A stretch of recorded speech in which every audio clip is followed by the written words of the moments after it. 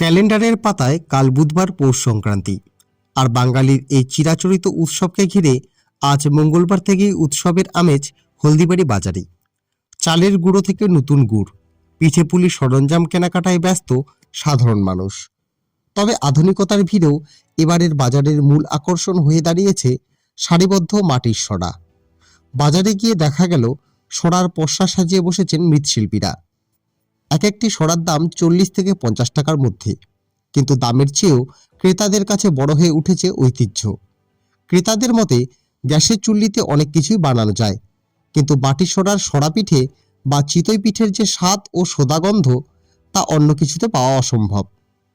মাটির সরার চাহিদা তুঙ্গে থাকায় মুখে হাসি ফুটেছে স্থানীয় ব্যবসায়ীদের। এক বিক্রেতা জানান, গত কয়েক বছরের তুলনায় এবার সরার বিক্রি বেশ ভালো।